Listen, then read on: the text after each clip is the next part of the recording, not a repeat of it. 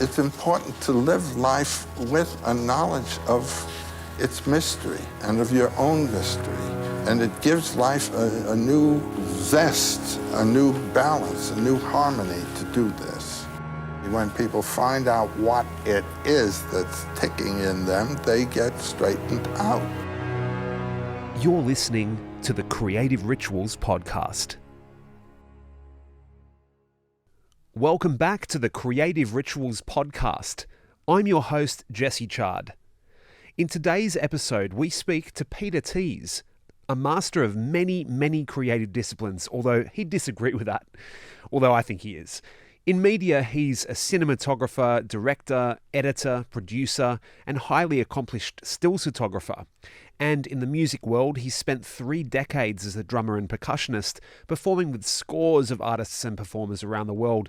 And he's also studied the intricacies of percussion and complex polyrhythms in West Africa. Peter is also one of my best friends. We've known each other since 1992, and we've done a whole range of creative things together over the years. We've played in multiple bands. When we were young, we were in thrash metal and electronic music groups, as well as worked on a wide range of travel documentaries for World Nomads. So we've been in the trenches together in terms of our relative creative development and evolution. Peter is now moving much deeper into observational and factual documentary, coupling his love for the development of rich imagery with the potency of capturing the essence of the human condition. He's working on a feature doc right now about the challenges and intricacies of complex post-traumatic stress disorder, interviewing a wide range of subjects about their experience with this terrible affliction. A documentary like this requires emotional sensibility out the wazoo, and in our discussion, we find that to show up to be able to capture the meat and potatoes of a heavy topic, we need to not only be at a relatively optimal point in our own personal, physical, and mental well-being, we also need to know who we are as creatives. This episode is called The Psychology of the Interview, and it's for anyone who's taken with the task of pointing a camera at someone and asking themselves questions of any capacity. It seems easy until you start to do it, and you realize quite quickly that there's so much more going on in the interview than meets the eye. Enjoy.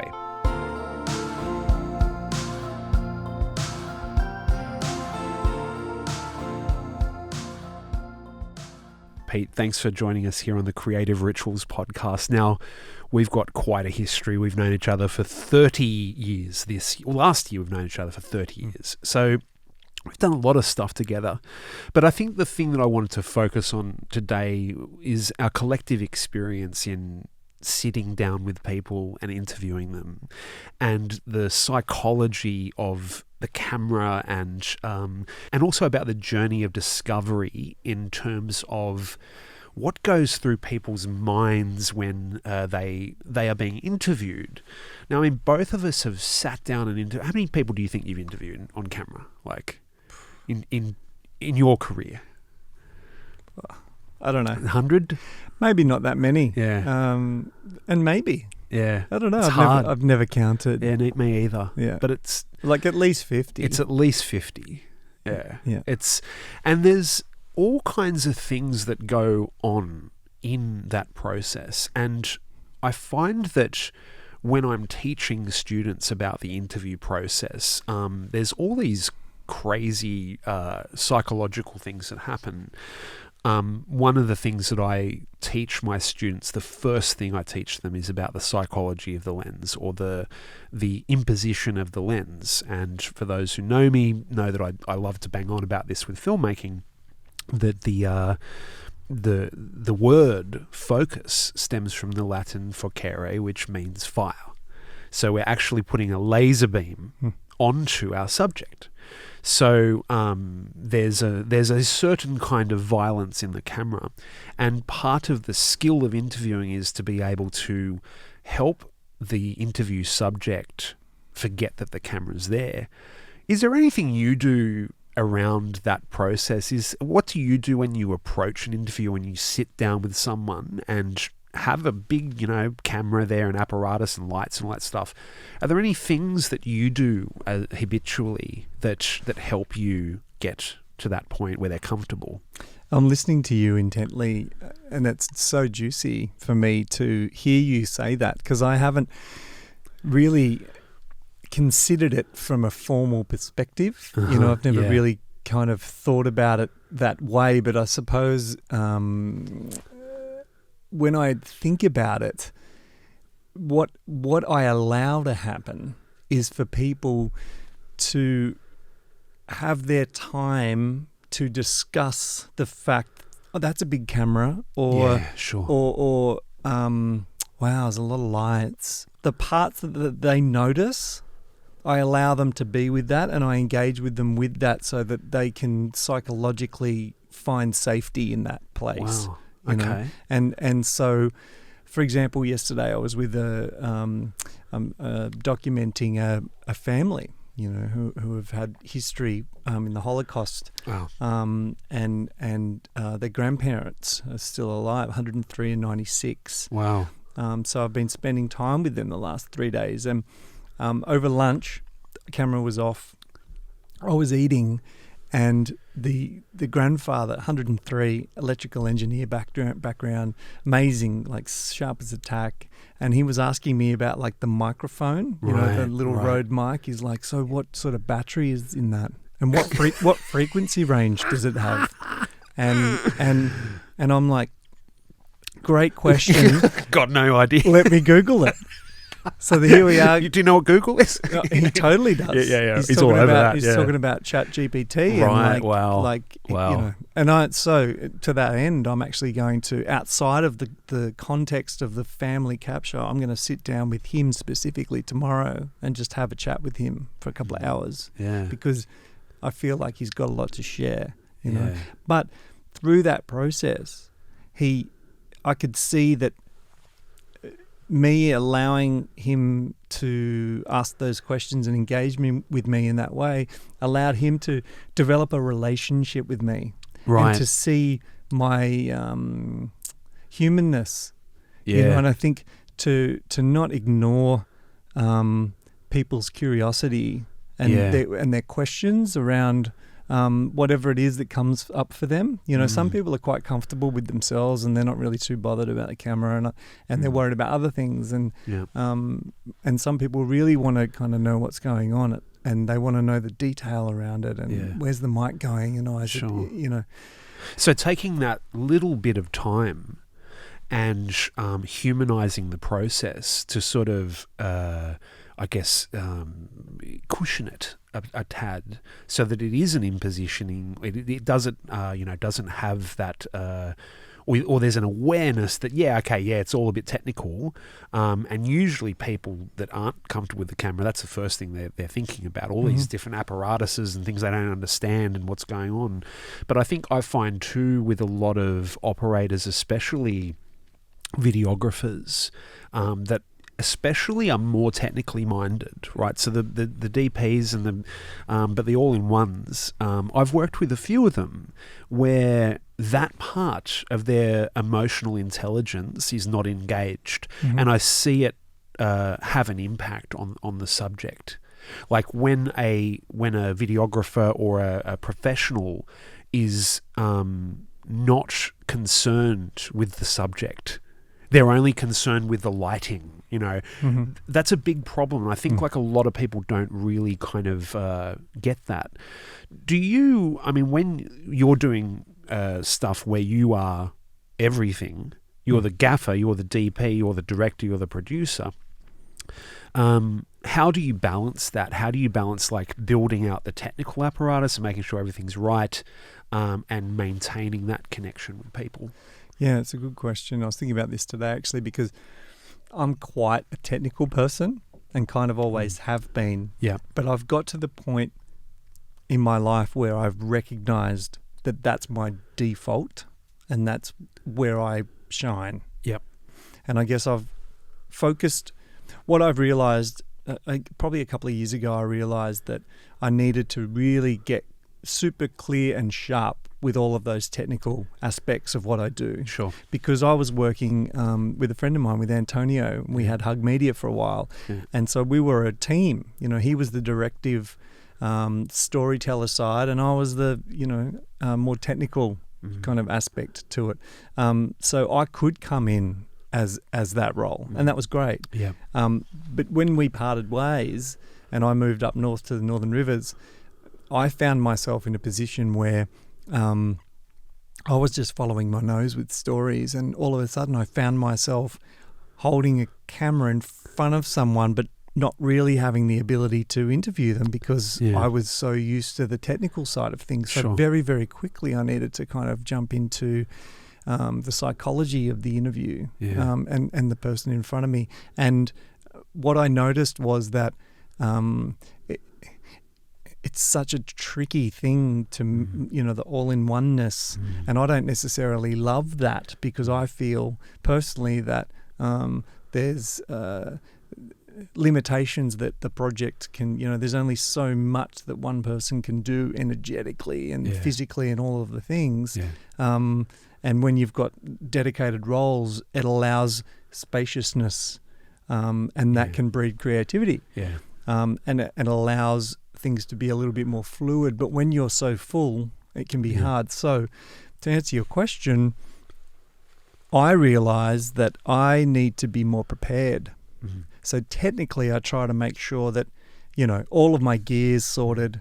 And it's double checked, and I know that the cards are wiped, the batteries are charged, and I know exactly where everything is. And it's kind of that whole, I don't know if you've heard about it, but Formula One drivers, for example, before as they're preparing, they're going through the course in their mind.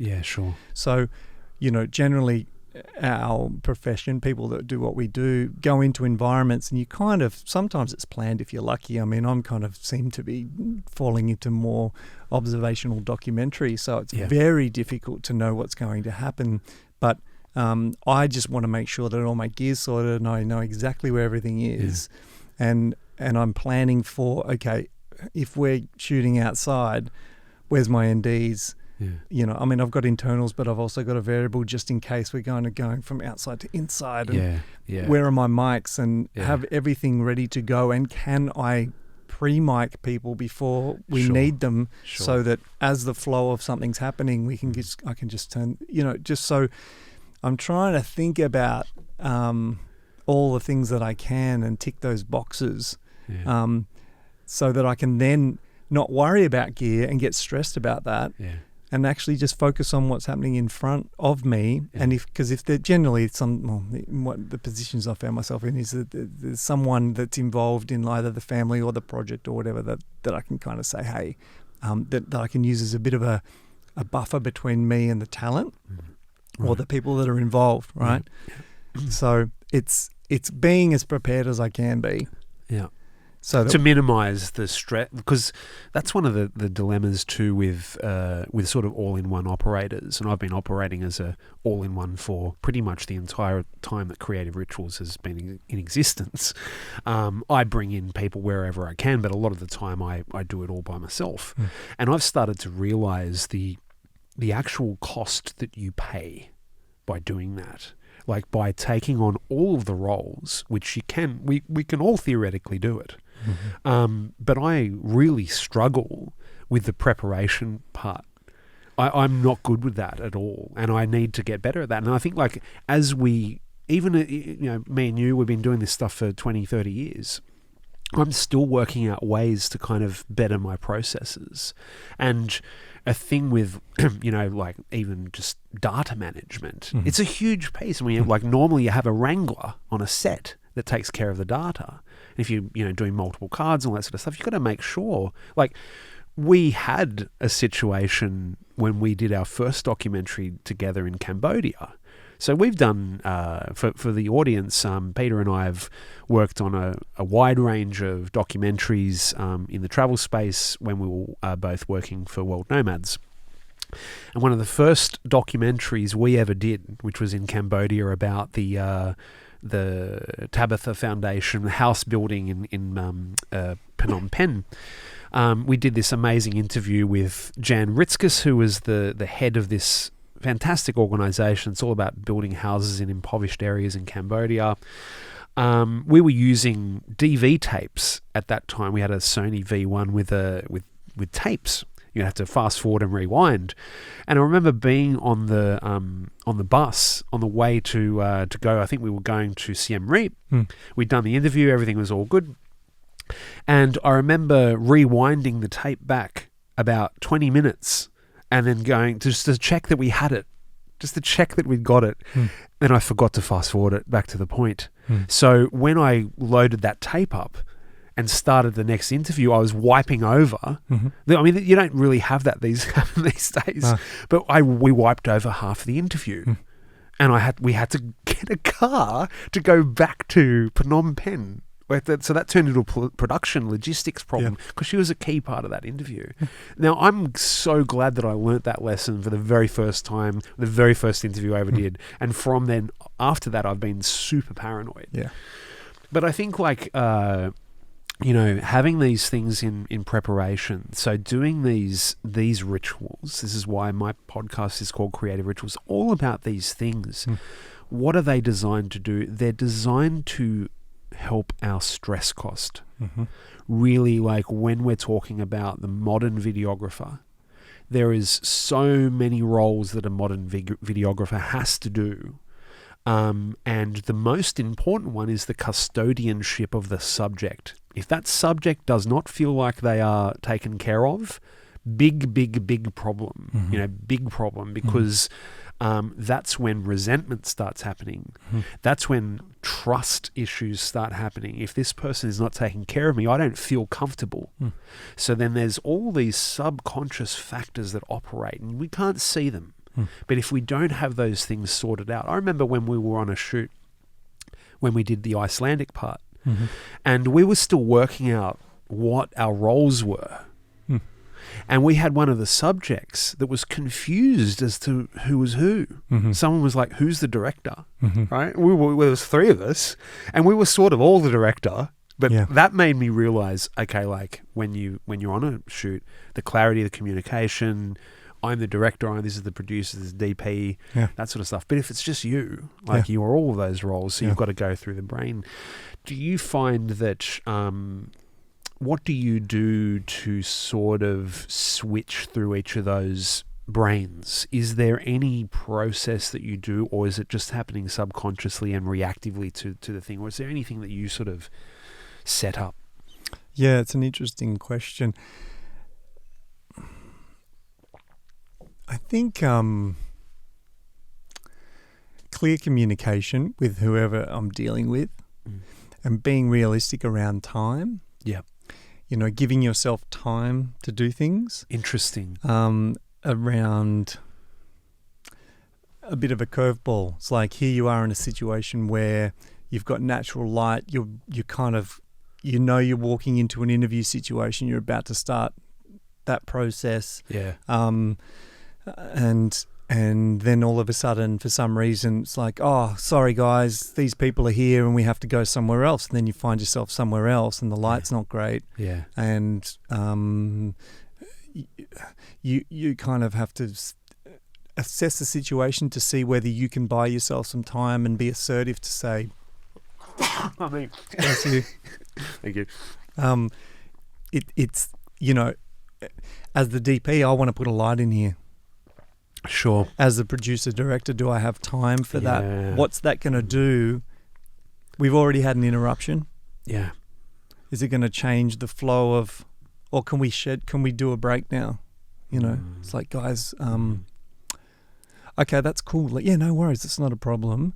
I'm just going to need a light though, because it's quite dark here. So communicating what the issue is, and then just saying, I reckon it's going to be about 5 to 10 minutes. Is that okay? Wow. Okay. That's such a simple thing to do, but it's so useful because you're showing the parameters of the filmmaking process. You're including your subject into the filmmaking process, so they're feeling comfortable, and then you're actually asking for consent on that. And I think that one of the key issues that I see in younger videographers, the ones that I work with anyway, most of them are great, but a lot of them struggle with the communication piece. And I think that's the thing that separates the the different levels of professionalism. Mm. You know, professionalism comes with good communication. Mhm. It when there is a mutedness to it, that's where you get that doubt. You get that kind of level of stress. Mhm. You know, when a person is not felt like they're part of the process, there's Yeah. a stress that comes through there. Yeah. So I mean, like, how have you developed that? Has that just been through just doing it over and over again? You start to see the importance of that sort of thing. Like, what's the evolution of that kind of communication? Yeah, I think it's an end result ultimately of the practice itself. Yeah. Just being an aware human with different situations and seeing where I find myself getting frustrated because I haven't been communicated with clearly. Yeah. And then I guess, you know, putting that on somebody else. Yeah.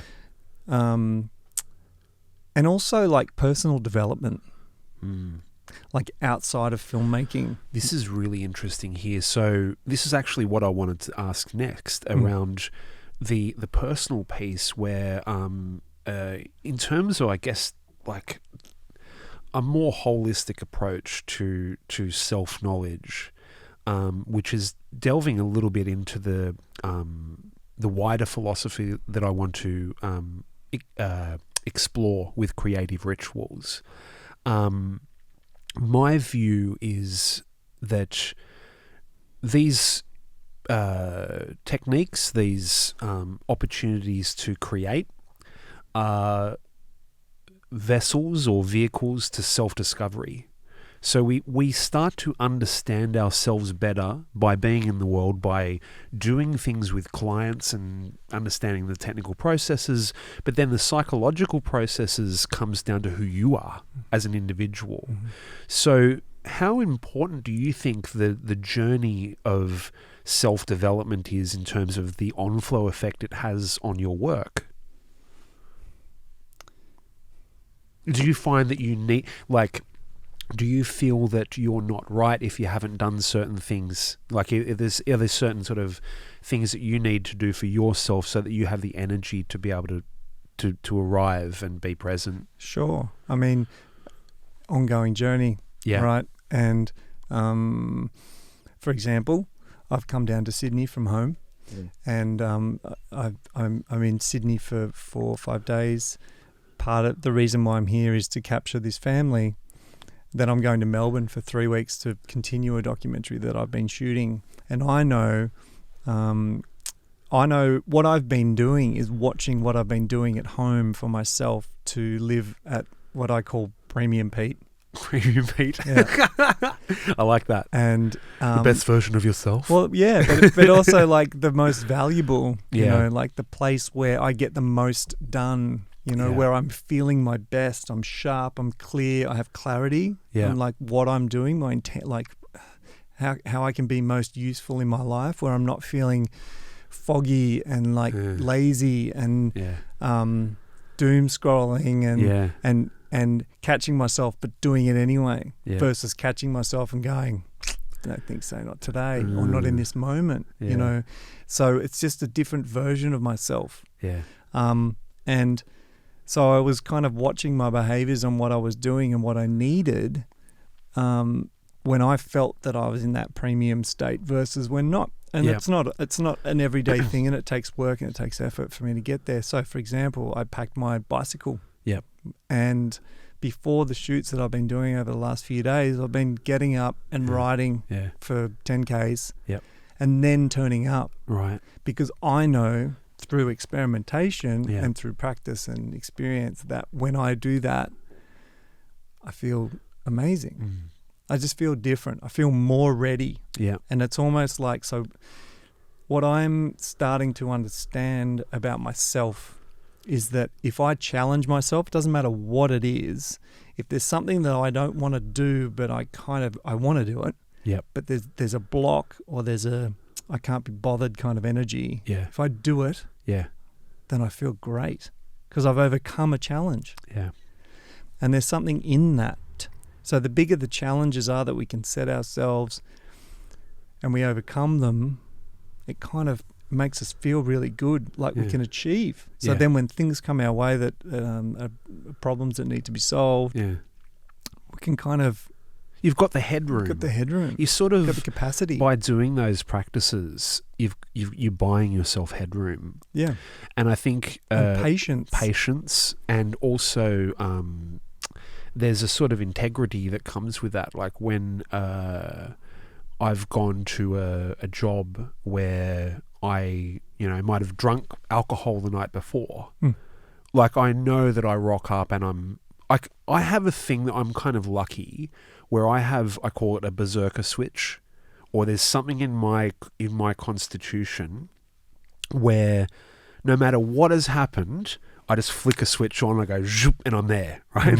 Now, not everyone has this. I've got that berserker energy, so I would attribute that partly to probably ADHD, neurodivergence. I think there is a thing that I can do, but there is a massive stress cost at the end of it. I was going to say, what's the cost? The cost, you pay for it somehow. 100%. So it's like this idea of like you're investing in your own sanity by being, by taking those steps to prepare yourself, or you pay for it at the end. So I would find like I would do, when I was probably drinking more than I should have, I'd rock up, I'd have sessions where it's like I'd rock up hungover to a shoot that starts at 5:30 in the morning, right? And I was able to do it, but at the end of the day or the next couple of days after that, I was an absolute wreck. Yeah. Like I was just ruined. Yeah. And it took me 3 days to recover from that sort of stuff. And I started to then formulate a logic around my proclivity towards that. And this is why I'm doing this podcast as well, to say, like, I've gone through all of that sort of shit. We all have, right? And I want to sort of really normalize the idea that, yeah, you know what? Some of us get drunk and we take drugs because there's things that we need to do in our psyche because we're creatives, right? There is a proclivity towards that. It's sort of well documented that creative people struggle with substance abuse and mental health problems. And usually I'm starting to find pretty much every creative that I know has got some form of neurodivergence. So ADHD or bipolar or whatever. They might have, other things that are operating that are undiagnosed. So I think the encouragement to view health and view mental health as an investment in your own headroom before you take a job on, and know that like if you want to be the best, like you say, premium Pete, I've premium Chard, Right. And it's like, or at least if you can't be at the premium level, you be at the good quality. So if you just get enough sleep and stuff like that before you arrive at something. Have you ever found like you haven't done that and that it has created a dilemma for you, like especially when you're interviewing someone or like has there been any times where you felt like there is the opposite, where you've gone, Yeah, I think absolutely. And, I think what's difficult is when you start to learn what you need and what's good for you, and then when you choose not to do it, and you can't do anything about it, you find yourself in the situation where you're at whatever it is, 7-8 hours into a shoot, and you still got more to go, and you're sitting there with a really important subject, and it's like, this is the moment that I need to be super sharp, and I'm not. They're the moments that I'm like trying not to bash myself up. Well, that's a problem there. I mean, like, one of the things that I find with any creative, but especially in the sort of more media end of town, there is, especially when people are starting out as well. So a friend of mine, she's about to start her very first interview. She's going to do her first documentary. She's been doing this great work with like doing all this after party. So she's a master of after party movies, but she's about to start her first documentary. And I'm like, great, I'll help you out with a bit of advice on that. And one of the things is she's going, I don't know if it's going to be right. I don't know. And I go, you're preloading your brain with neurosis before you even turn the camera on. So the challenge for people is to go, okay, like, how do I arrive at a point of adequacy where you go, it's not going to be perfect. And she's going, do I need to get the lights and stuff? I go, if where are you shooting? She's shooting in the bush. I go, take him under a tree, and just shoot in the shade. You know, just use natural light. Don't worry about lights. She goes, oh, but people have said that, you know, you've got to have the butterfly thing. I go 95% of every documentary I've done has been using natural light. So I think like one of the challenges for people is to is this thing of this sort of ongoing dialogue in their own heads over whether it's right or not, or whether it's whether I'm doing the right thing. So there's all this stuff that goes on in our brain. Is there anything that you do that just clears that out? Like, do you have like a sort of any technique or mental sort of thing where you find that voice is operating? And is there any way that you quieten that? It's easier said than done, isn't it? Well, yeah. I mean, my self-critic's pretty solid. Yeah. Has been for a long time. And, you know, I find sharing that with contemporaries and people without dropping into deep story around it and victim. Yeah. But it's just, you know, it's nice to actually get reflections back from people to say, no, like, you know, you're doing good work. Yeah. And I hear what you're saying about that situation, and that's a challenging one to be in. It's just like, oh, yeah, okay, great. Yeah, you're right. Actually, you know, to pull myself out of that kind of perfectionist way of, I guess, thinking, you know, wanting it to be perfect. Yeah.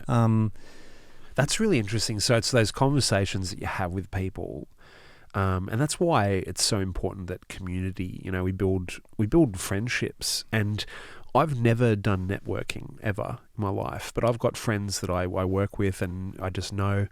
And there is that thing where you ask someone who's done it much more than you have, and you go like, what do I think about that? And that can kind of like solve that. Yeah. So you find that conversation process is really good for you? Well, it's helped me over the years, you know, and I think there's always been, and something that I'm still working with, you know, I don't necessarily feel like I have all the right things that make me a good filmmaker, you know. I'm the first to admit it's like I haven't really done the study or the work, you know, I haven't done it, and but what I find interesting is my inclination to keep doing it. Yeah. And I had, you know, a moment last year where I was just quite sick actually, and I was like, oh, maybe I just don't need to do that anymore. It's a lot, the all-in-one story. I'm not getting any younger. Yeah. I don't even really know what I'm trying to say. Like, what there's easier ways to make money. Yeah. Not that I'm really, you know, that's not my driver.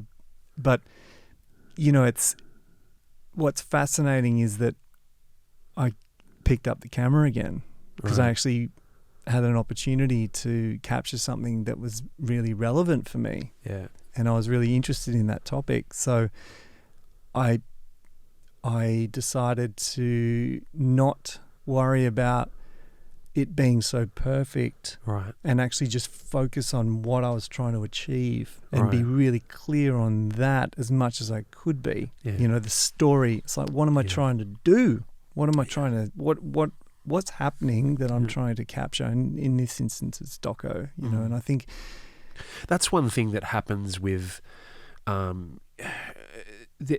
touching on something really interesting here, because especially with documentary and interview that we do for documentary, there's a concept which is called the central thematic principle.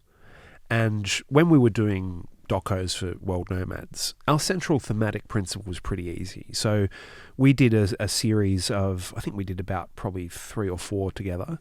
But it was about showing how travel changes you. So the essence of everything that we were shooting was related to this single kernel. How does travel transform you? So that's all we had to do is show that. Mm-hmm. Now, we did that in a range of different ways, but we were always, and as we sort of learnt over time, that became more refined. And I remember when we were in Africa, we did a piece in Namibia, and we were coming out into a reserve. And I think this is probably the second thing that we worked on. And you said to me, I need direction. And I was going, I don't know what to say. I'm going, capture the scene, you know, like, and at that point, like, that was really like, there was a penny drop moment there where it's like, no one's ever asked me to direct them. And I went, I don't know how to do that. But I know how to capture what I need to when it comes to actually like telling someone else how to do that. So with your experience there where you sort of bypassed the, I guess, the neurosis around the perfection of the image, and then you started to find there was a central thing that you just wanted to capture because it came from a personal need. Did you find that sort of transformed you as a director, and do you find that now acts as a sort of beacon for you? Just you saying you as a director, I'm like, I'm so not a director, but it's... You are, mate. But I am. You are. And... You've been a director for a long time. Yeah, it's interesting to hear that and accept that and it's something that I'm stretching into. Yeah. But yeah, it's important for me to remember the question. So this is one thing that I was talking about with my student the other day, about that, the question. Right, so we can get fixated on the question. This probably ties back to the wider theme around interview. I never have any questions. Like in this interview here, I've got nothing in front of me. Sometimes I might have notes. I might have an idea of where I want it to go, but I don't have questions because I find that if I have a question in mind, it sort of loads the interview with that question. And sometimes the interview subject doesn't want to answer that question, so you're sort of left with that. Is there anything you do in terms of that thing? Like, how do you set up your pre-interview? Do you do any research? What's your approach there? Depends on what I'm doing. You've got to, I'm new to this world of doco, I guess. Yeah. I've definitely shot a lot of stuff. Yeah. You've been doing it for 10 years, man. Yeah. That's not new. Well, yes, but there's different hats and different capacities. Sure. Yeah. And most of what I've been doing has been out of the curiosity of whether or not I can point a camera at something, ask a few people some questions, and actually create something that's cohesive. Sure. So it's kind of been like experimentation. And then I guess I've kind of just backed myself. Yeah. And, ultimately the doco that's turning into like a feature-length story in Melbourne with my friend Grace and her mum started out as a archival interview with her mother to talk about her history of being Polish and you wanted to capture that story just for preservation purposes. Yeah. And then it evolved into another piece. Well, now it's about complex PTSD and all of these different things. So to answer your question, I remember it now. So it's do I do any prep? Yeah. There's definitely a consideration around. In that instance, it was an evolution. So the first capture piece was like Wild West. Yeah.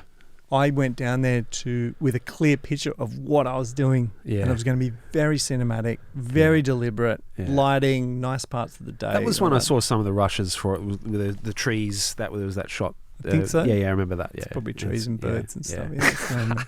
Yeah. But yeah, that's right. And but in when I was there, like 2-3 days in, it was like not what I was there to do at all. And it was that whole thing of, where's my director? Because I need some direction.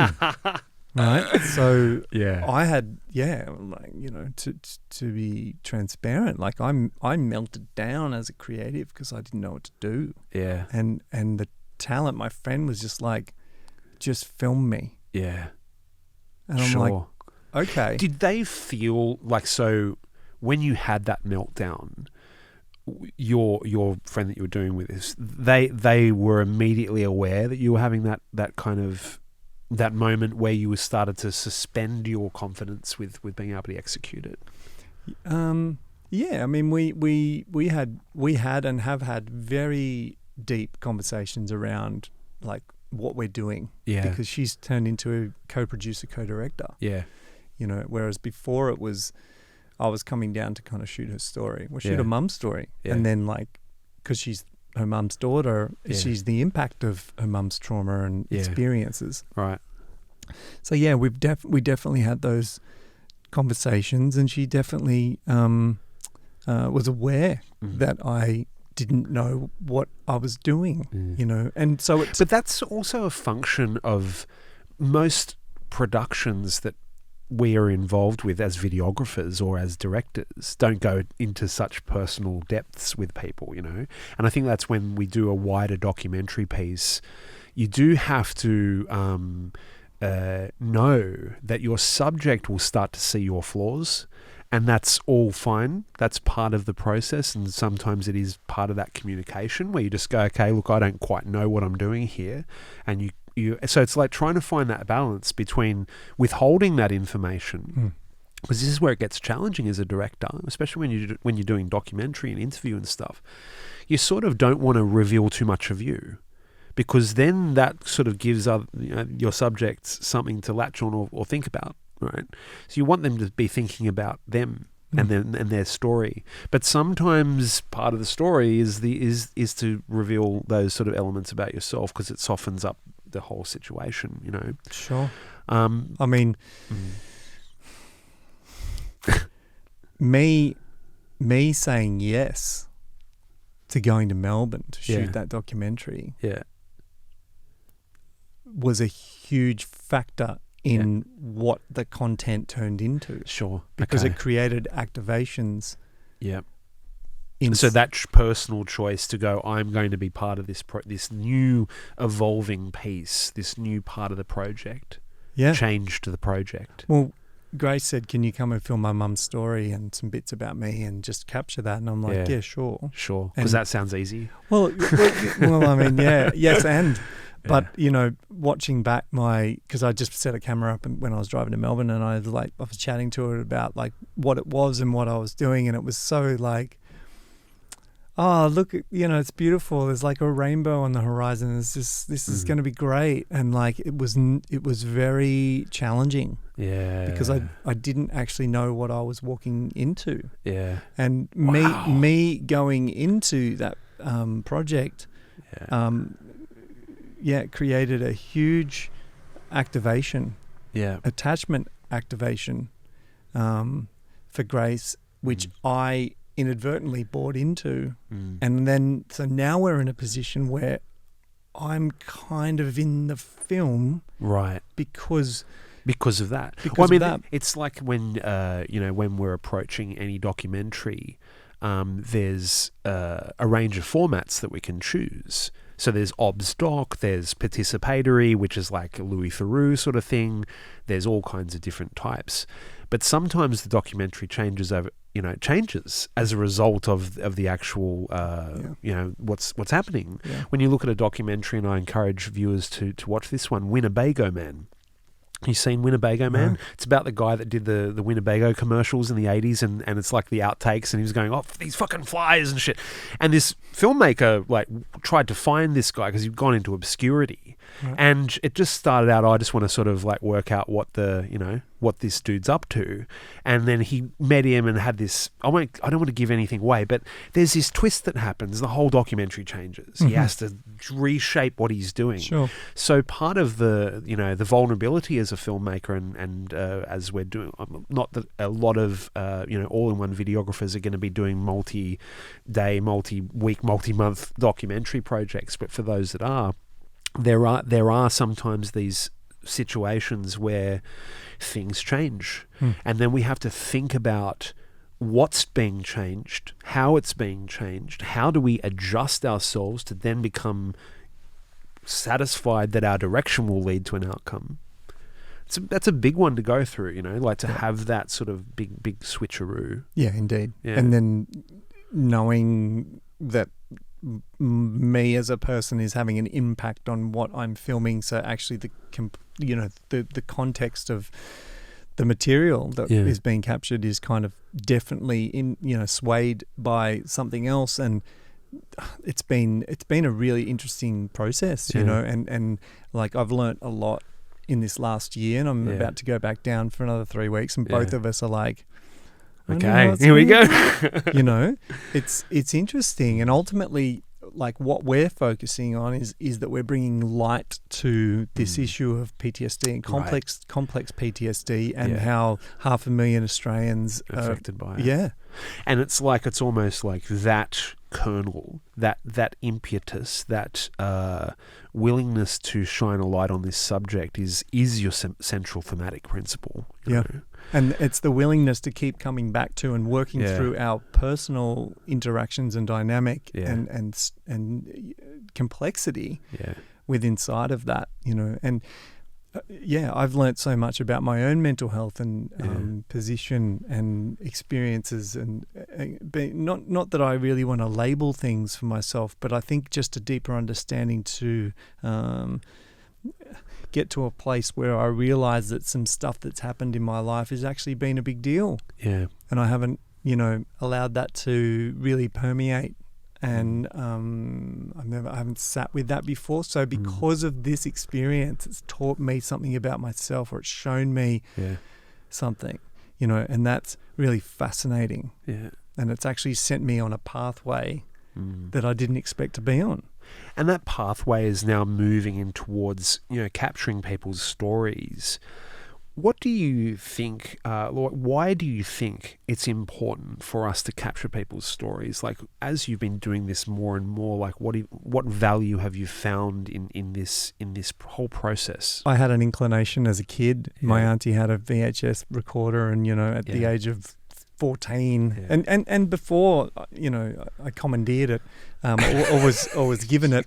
Actually, you've been doing this for 30 years. Right. So my auntie had one of the first kind of shoulder VHS, you know, the VHS, the big guys, and would take it to Africa and all around the world, and she'd come back and show us all these images, and I was like so fascinated because I love movies, particularly one, but I just loved filmmaking. I loved this concept of music and visual and that you could kind of take people into a world and just go on this journey, you know.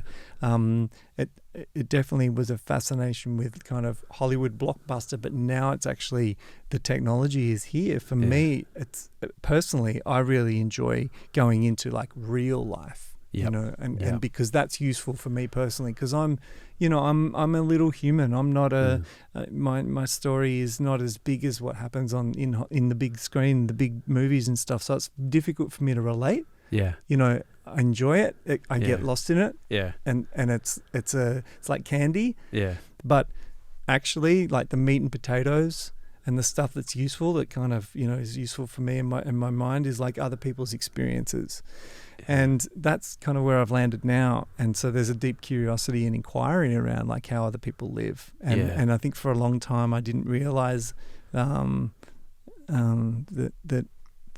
it was okay to actually ask how someone's doing on a deep level, and how do they approach life, and hey, I've got this problem, have you ever experienced anything like that in your life? And, you know, having that kind of conversation, I just didn't know that people could talk like that and have the kind of sharing, and I don't think I'm alone there. And so I think that's a driver that's kind of big. Those relationships and those conversations have really helped me personally feel a lot more at home and a lot more peace in my skin, you know. Yeah. And by having those connections and allowing people to give them that opportunity to open up, opens you up. Yeah. Yeah, it's a vulnerability piece, you know, because it's kind of to actually know what's going on behind the hood. Yeah.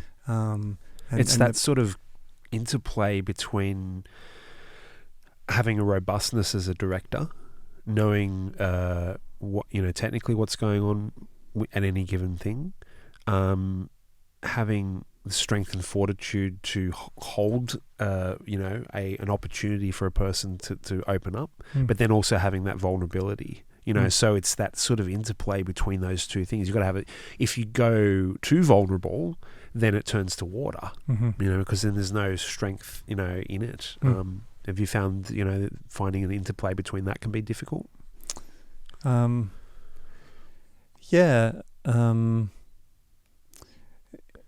depends on the It certainly depends on the situation and the circumstance. I'm just trying to think of Yeah. some moments. What was a bad interview? What was one where we don't have to name names, but like, what was one where you were like, oh, this is getting cooked? I'll give you one example for me. I was working with and she was lovely. She was a great person. I was working with Royal North Shore ICU department, doing some really full on sort of medical films around the process of the intensive care unit. And we had to do these sort of staff interviews, like talking with different people and staff about their roles and stuff. And I won't say what her role is because I don't want to actually like name her or have anything associated with her. But she was very uncomfortable on camera, very, very, very uncomfortable. And I had like a teleprompter, like ready with the words on it, and she couldn't read it. Like she was that nervous that she couldn't even read the words off the teleprompter. And I was like, what the fuck do I do here? I can't get this person to actually say these words and we need to do this. So I was like, right, I put my head next to the camera and I'm like, because it was just about what you do and what your role is. And I was just like, what do you do? And she's going, and I go, and I had to like say to her, okay, we're going to do some exercises. We're going to drop the body. We're just going to kind of like, and I just got her to do these like physical exercises to drop the anxiety. I could see she was like this, right? And I was like, we just need to drop that. And we did like 5 minutes of just like this, you know, and we're laughing about it and stuff. And it was still really, really hard. But I found like, you know, we got what we needed to, but it was like, whoa, really brutal because she was so intimidated by the apparatus. Yeah, people just realize that they have to, because of their role, be the person that's in front of the camera and like I guess we had people like CEOs come in, you know, in front of us, and some of them are great, and they're just like, because they know their content, and they know they're just comfortable with who they are, you know, and they're okay with the fact that they are the visual spokesperson for the business. But then other people come in, and they just weren't. They hadn't gone over the material. They were really nervous. Yeah. Something may have, you know, who knows what's happening in their lives, and they are this person that needs to do the thing, and they just couldn't do it. And then it's like, oh, let's get the teleprompter out and see if that kind of works. And then you try that, and then they kind of are a little bit more on top of the content. And then it's like, okay, but that's too red. Let's just pull that away and let them do it again. Yeah. And then it's just like, let's have a break. Yeah, you know, this sucks. Yeah, let's go and have a this sucks break. And it's tricky because sometimes you only got 10 minutes. You know? Well, that's the other thing too. Like, and part of the skill of being a director when you're interviewing people is reading that really quickly. Like, I had a client who, again, we would start off with a teleprompter, and it was so wooden. And then I was like, right, we're going to piss this off, and I had to make that call within 30 seconds. I was like, this is not going to work. You got to make that call immediately. And I went, right, I'm going to get rid of the teleprompter. I'm going to get you to talk to me directly. And it was just bang. He was a one-take wonder, right? But that stuff is like part of the confidence of being a director is understanding psychology. That's why this episode is called The Psychology of the Interview. I'm sure we could do another 7 hours on this. We'll wrap it up in a little bit. But being able to see that quickly is the skill of a good director. Right? When you can see that person is struggling, you don't go, okay, let's push shit up a hill and try here for the next hour to get this to go. Let's just change it, you know. So, and part of that, my first creative ritual, do the same shit over and over again. You only find that when you do it a lot, and you are able to see those signifiers, like when they're arising and put in place. But I guess like a direct question into that is like, is there anything that you do to look for those sort of things? Like what's your sort of memory bank around reading a situation? Like, do you just go off intuition, or do you have sort of things in place that you sort of tend to look for? I think it's intuition. A lot of it is, isn't it? Yeah, it really is. And I think I've moved into more... I think I've had to make a conscious decision to move into more real, documentary style work because it just feels more authentic Yeah. for me Sure. to capture. Sure. You know, like Sure. I've done a lot of corporate work over the years, and I don't mind it. It is what it is. And sometimes, and I still do, you know, and I enjoy it, but I'm coming at it from a different perspective. Yeah. Because I now have a different confidence with those interviews, because generally speaking, the work that I'm doing now is I'm spending a long time with people. Yeah. And I'm getting to know them as people, and they're getting to know me. So there's actually a relationship developing as human beings, and a real, genuine, authentic interest in their story. Yep. And so that's actually just how I'm living my life these days. Wow. Camera in my hands or not. It's an apparatus. It's part of you. It's just, you know, so when I meet, doesn't matter who, I'm kind of, You're ready. can I connect with that person because I'm willing to share my heart with you. Yeah. Are you willing to expose yours with me? Yeah. You know, and if not, then I can only go so far with how much energy I can exchange with you, because, you know, I'm really interested in like authentic, deep connection as humans. Yeah. And I want to understand how willing are you to be vulnerable with me? Because I feel like that's what being human is. So, you know, I've done a lot of work. I've done a lot of inquiry. Yeah. You know, I've shed a lot of tears over the last year around my own limitations, my own limiting beliefs, my own judgments of myself. You know, where that's potentially come from. Yeah. And I guess where I come to, what I'm trying on is like self-love. Yep. What does that look like for me? Because I've heard my advice to people over the years is, you should do this for yourself, and that'd be nice, and blah, blah, blah. And actually I've just started to put a mirror up, and it's actually difficult. Yeah. But it's beautiful. Yeah.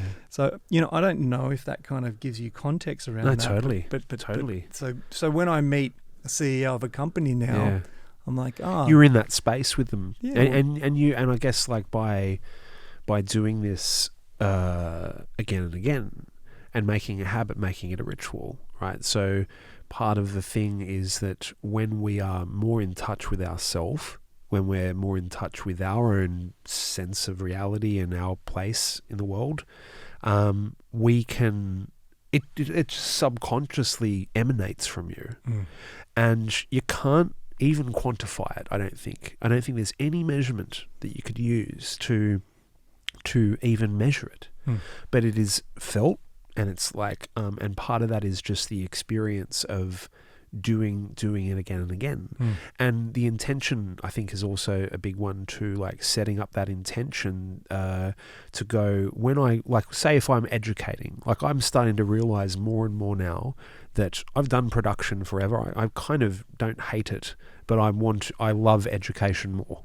Like production I can do, but I sort of don't want to do that anymore. I want to be I want to be an educator. I like educating.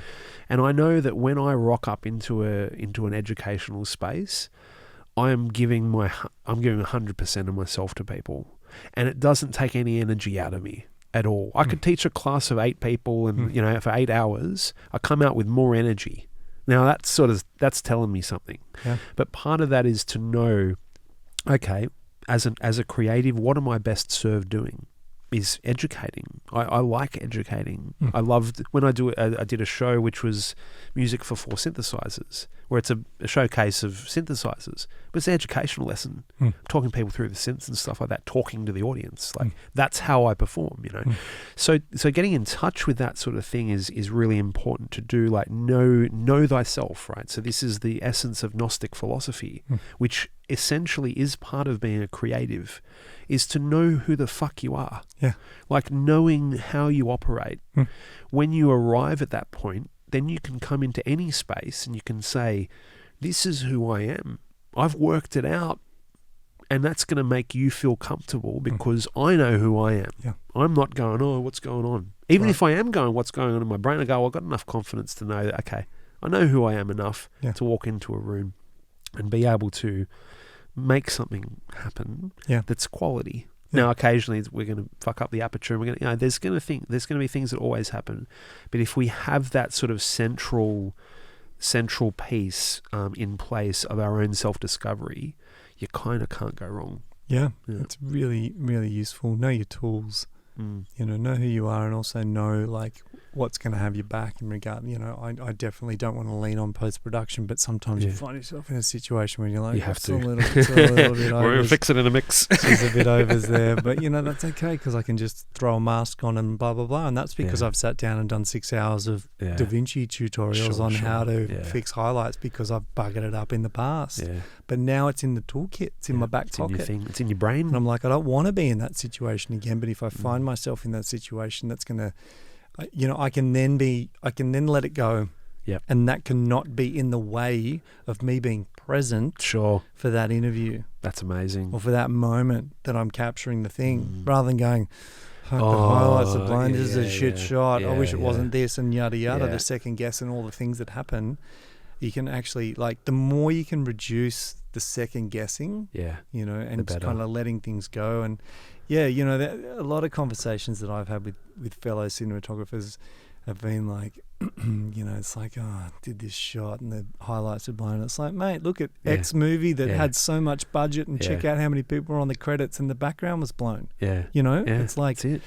It might not be relevant. And the other thing too is that it's like, at the end of the day with things like this, if the material is good, if the sound quality is decent, and even if it isn't, if the person can, is imparting what they're communicating relatively clearly, doesn't really matter. Yeah.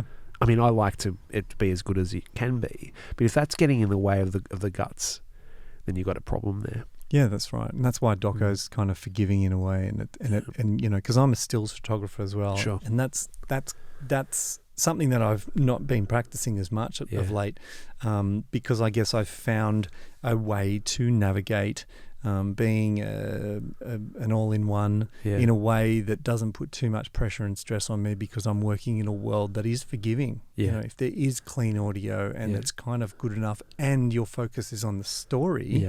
Then that's what's going to carry the audience. That's what's going to carry the audience, and that's kind of the main thing. But it can be tricky if you're going for really high production value and you're trying to do everything on your own. Super prepared. You need to be really prepared, really clear around like all of your different bits and pieces. If lighting's a big deal, then pre-light it if you can. Do recce's. I've even done that with doco. I knew that I was coming back to a venue the next day, just recently, 2 days ago.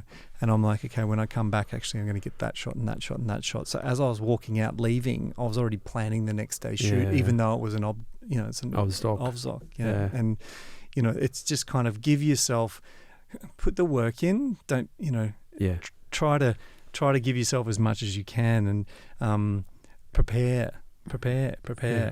Do pre-production is king. In these things. And Grace and I have been speaking a lot in the last 6 months about what it looks like if we shoot again. And we've actually got, like last time we didn't have a schedule. We were like figuring out as it went. And now it's like you got the schedule. We're pretty clear. And what we've done is we've built in fun time. Right, okay.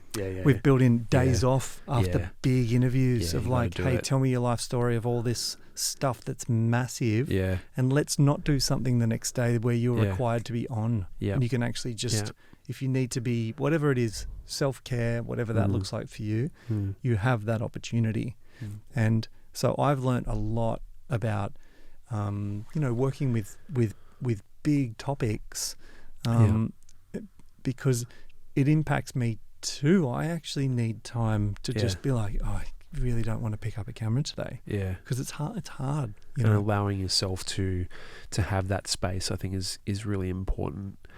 You've given us so much great stuff today, Pete. It's been really interesting to see the journey of self-discovery that you've had through the process of sticking cameras in front of people's faces. And I think as we do it more and more as people who are in the videography, cinematography, all-in-one director space, the more we do it, the more that we start to realize that we're actually custodians of these folks that we're filming, and part of the skill set is to have that self-knowledge and that ability to know how you operate and what kind of things you need to do, what kind of rituals you need to kind of build into your workflow and your approach to capturing people. That's really important. So appreciate you coming in and sharing with us today. I'm sure we'll have another chat in the next couple of months about, there's a lot we could discuss today, but yeah. I'm glad that we kept it just to interview, but we'll probably, see how we go in the future. See how we go. Thanks, Pete. Appreciate your time. No worries. You've been listening to the Creative Rituals podcast. For more information, resources, and courses, head over to creativerituals.org.